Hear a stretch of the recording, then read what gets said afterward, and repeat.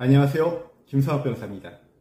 저는 제주 학폭 변호사로서 수많은 학폭 피해자를 조력하여 가해자를 상대로 강력한 조치를 취해왔습니다.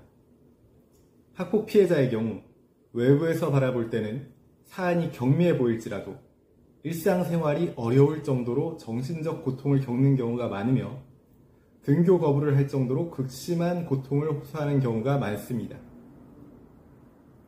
학폭 피해로 인해서 고통받는 피해자에게 그 고통을 조금이라도 줄여 피해를 회복하는 방법은 가해자에 대한 강력한 법적 조치입니다.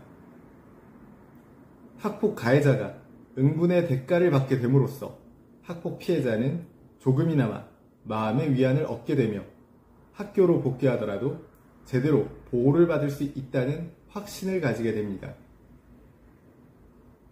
따라서 학폭 사안이 발생하였을 경우 피해자의 피해 회복을 위해서는 피해 회복을 위한 여타의 조치들과 함께 가해자에 대한 강력한 법적 조치가 필요한 것입니다.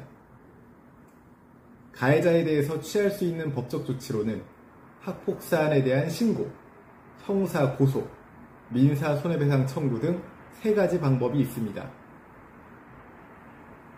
우선 학폭 사안을 학폭 담당 교사에게 신고하며 학교 측에서는 피해자의 진술과 피해자 진술을 토대로 가해자 및 목격자의 진술을 확인하는 절차를 거치게 됩니다. 학교 자체 조사를 통해서 피해자에 대한 처분이 내려질 수 있는데 이에 대해서 피해자 측이 납득할 수 없는 상황이라면 피해자 측은 학폭심의 개최를 요구할 수 있습니다. 학폭심의를 개최하게 된다면 피해자 측은 다시금 피해 사실을 진술함과 더불어 가해자에 대한 강력한 조치를 요구할 수 있는 기회를 얻게 되므로 이러한 점을 명심해야만 할 것입니다.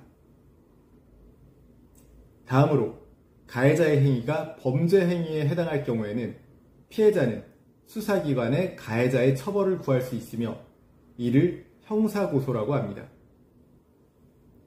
형사고소장에는 가해자를 특정하고 범죄 행위를 특정하며 이에 대한 죄명 및 적용법조를 기재하고 해당 범죄 행위에 대한 처벌을 구하는 의사를 표시하면 됩니다.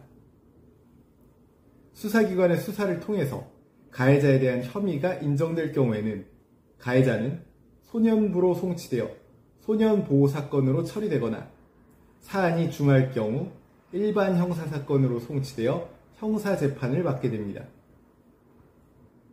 이와 같은 형사 절차를 통해서 가해자에 대한 유죄 판단이 내려지게 된다면 피해자 측은 다음 단계인 민사 손해배상 청구를 할 수 있습니다. 피해자 측은 가해자 및 그 부모를 상대로 민사 손해배상 청구를 할 수 있는데 가해자가 보호처분이나 형사처분을 받았다면 불법행위 사실에 대한 입증은 어렵지 않을 것입니다. 가해자의 부모에 대한 손해배상 청구에 있어서는 가해자에게 책임 능력이 없다면 가해자 부모는 감독자로서 손해배상 책임을 지게 되므로 소송상 가해자에게 책임 능력이 없음을 주장할 필요가 있습니다. 다만 가해자에게 책임 능력이 인정되는 경우라 하더라도 가해자 부모의 감독 의무 위반 사실과 피해자의 피해 사실 사이 인과관계가 인정될 경우에는 가해자 부모에게 손해배상 책임을 물을 수 있으므로 이러한 점도 명심하시기 바랍니다. 제주 학폭 변호사로서 정리하자면 학폭 가해자에 대한 법적 조치로는 학폭 사안에 대한 신고, 형사고소, 가해자 및 그 부모를 상대로 민사 손해배상 청구를 제기하는 방법 등이 있음을 명심하시기 바랍니다. 현재 학폭 피해로 인해서 고통받고 계시다면 언제든지 제주 학폭 변호사 김성학 법률사무소를 찾아주시면 신속, 정확한 해법을 제시해드리겠습니다. 조금이나마 도움이 되셨으면 합니다.